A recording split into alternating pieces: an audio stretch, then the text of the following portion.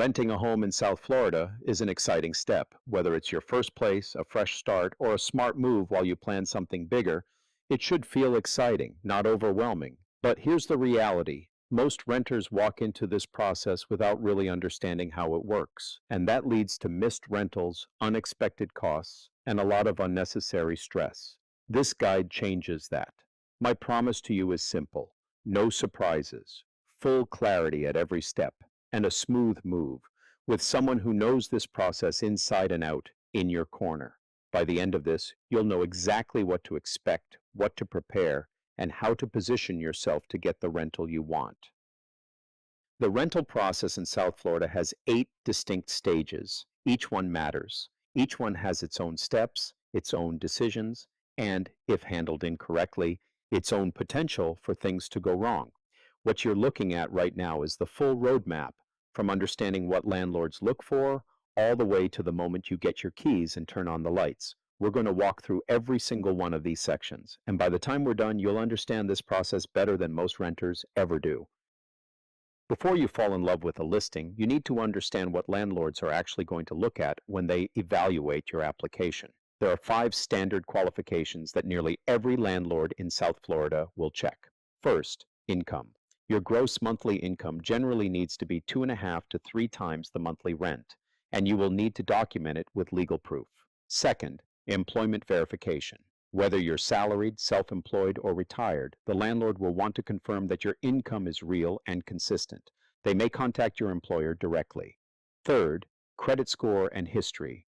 This is more than just a number. Landlords look at the patterns, how consistently you've paid, how much debt you're carrying, and whether there are any red flags. Fourth, eviction history. A prior eviction is one of the most common reasons applications get denied. If you have one, it's better to discuss it upfront with me so we can find the right properties for your situation. And fifth, a criminal background check. Most landlords run one. Policies vary, but it's standard practice. Now, if the rental is in a homeowners association or condo association, there's an important twist. The association screens tenants independently. And in many cases, they have the final say. I've personally seen associations require a up to minimum credit score of 700. Different associations have different score requirements. They may require less, 650, 620, and some may not have a score requirement. When that requirement is in place, the landlord cannot override it. This is exactly why knowing your qualifications before you start searching makes such a difference. And if you don't fully qualify on your own, a cosigner may be an option. But understand, a cosigner isn't just a reference. They are a full legal signatory on the lease, with the same responsibilities as any other leaseholder, and they typically need to qualify for the rental entirely on their own. Once we have a clear picture of your qualifications and what you're looking for, the search begins. And the way we search matters a lot. When you work with me, I set you up with your own personal search portal called One Home. It's completely free, and it gives you direct access to the MLS, the Multiple Listing Service, which is the professional database that licensed real estate agents use to list properties for sale and for rent. Every listing on the MLS is accurate and updated in real time. The moment a property is rented or taken off the market, it's gone from the system immediately. What you see is always current. Now compare that to the popular rental websites most people use. Here's what those sites don't tell you. The listings they show are sourced from the MLS, but those sites have a very different business model. They use those listings to attract traffic, and then they sell your contact information to advertisers, lead companies, and service providers. That's why the moment you search on one of those platforms, your phone starts ringing from people you've never heard of. And their listings? They can be delayed by hours or even days. You could spend real time chasing a property that's already rented and never know it. With One Home, none of that happens. Your information stays with me. The listings are real time, and you only ever deal with one person, me. When you find a property you like, you simply click the heart icon to save it. I get notified, reach out to qualify the property, and schedule a showing. It's that simple. Before I take you to see a single property, I do my homework. I contact the listing agent or landlord directly. I confirm availability. gather any details the listing doesn't show, and make sure the property actually fits your situation before we ever get in the car. There's no point in driving across town to see something that doesn't work. Most showings are flexible and can fit around your schedule, but there are exceptions. If the current tenant is still living in the home, showings require advanced coordination. High-rise buildings and gated communities often have access restrictions and designated showing hours. I handle all of that for you. You simply show up and evaluate the space. And when you've found the right property, move fast. The South Florida rental market is competitive. Well-priced rentals in desirable locations do not sit. The moment you're ready to move forward, we shift immediately into application mode. This is the section that makes or breaks most rental experiences. And I'm going to be direct with you about something important. At a minimum, every rental application in South Florida requires four things: copies of your government-issued photo ID, proof of income, pay stubs, W-2s, 1099s, or tax returns for the self-employed, a full credit report in PDF format that shows both your score and your complete history, and a background information sheet covering your rental history and references. Some landlords will also want bank statements as proof of funds, a criminal background report, or an eviction history report. Of course, you can pull these reports yourself. Credit reports with the score may be pulled preferably at the credit bureau's websites for free, TransUnion, Experian, or Equifax. Be aware some landlords prefer scores from these bureaus over Credit Karma Vantage scores. There are sites online to pull the eviction and criminal reports. There may be a fee involved to obtain those. The most efficient way to pull all of this together is through RentSpree. That's rentspree.com. One report covers your credit check, criminal background, eviction history, and background information sheet, all in one place. It's an official partner of the National Association of Realtors, and most landlords in South Florida accept it. One report can be used for multiple applications, which saves you time and money. Contact me, and I'll give you a unique link to get started.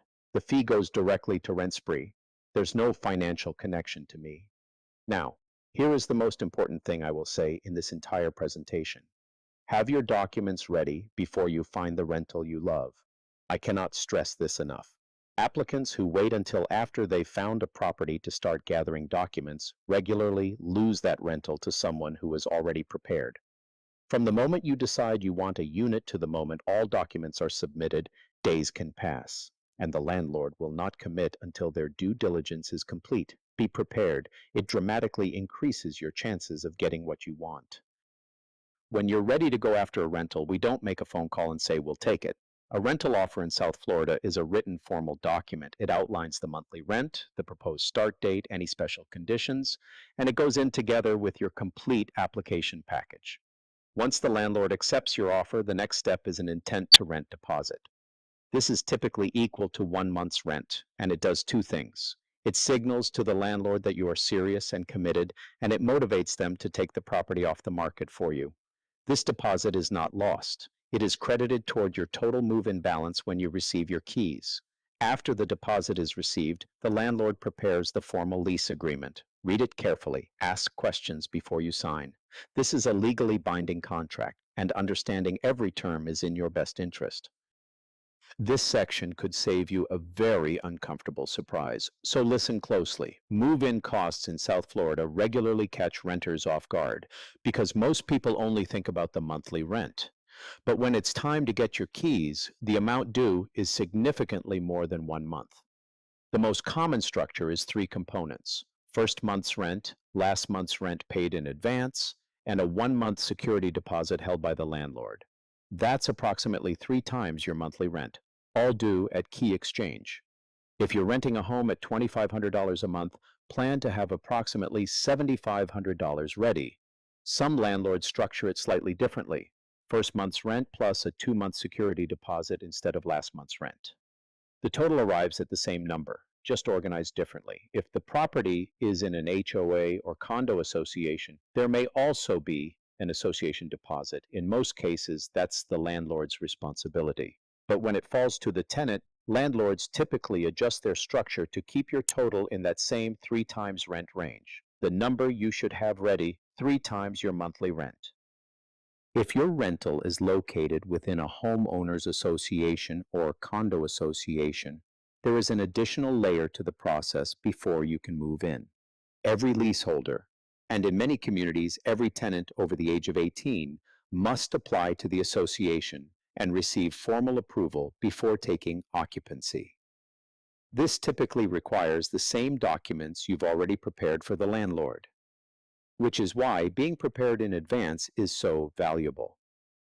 Here's an important distinction on fees. Association maintenance fees, the monthly HOA or condo dues, are the landlord's responsibility. You will never be asked to pay those. But the association application fees, charged for the tenant approval process, are the tenant's responsibility. These vary by community and are paid directly to the association. Associations disclose approval timelines of up to 2 weeks, or in some cases, 30 days. Most process faster, but always plan for the official window. For buildings with elevators, you'll need to reserve the move-in elevator in advance. These slots fill up fast, especially at the beginning and end of the month. Many associations also hold an orientation meeting for incoming residents. This is often mandatory and genuinely useful. You'll get utility provider info, community rules, access fobs, parking assignments, and contact information for building management. Attend that meeting. It makes everything smoother. You've been approved. The lease is signed. The balance is ready. Now it's time for the moment you've been working toward, getting your keys. Your key exchange appointment is typically scheduled for the day before your lease begins or on the first day of the lease. At this appointment, you walk through the unit to document its condition at move-in, pay the remaining balance in full, and receive your keys, fobs, and access credentials. Now, here is a critical detail about payment. The balance due at key exchange must be paid in cash equivalent currency only. That means a money order or a cashier's check. Personal checks are typically not accepted. Cash is typically not accepted either. You will receive the payee name and complete payment instructions before your appointment. Do not show up without confirming those details in advance. For utilities, contact Florida Power and Light to start your electric service the day before your lease begins. That way, the power is already on when you walk through the door on move-in day. You can set up your account at fpl.com. Other services, internet, cable, can be initiated on or after your lease start date. Your landlord and your association orientation will point you to the right providers. And for future rent payments, your landlord will give you specific instructions. Electronic payments are by far the most common today: Zelle, ACH bank transfer, or an online payment portal. Renting in South Florida doesn't have to be stressful. When you have the right information, the right tools, and someone who knows this process walking beside you, it can genuinely be smooth. My name is Dante Escobedo. I've been a licensed realtor since 2004 and in South Florida since 2005, over 20 years of guiding people through exactly this process. I'm here whenever you need me. Give me a call, visit me online at realtordante.com, or send me an email. Let's have the conversation that starts your journey the right way.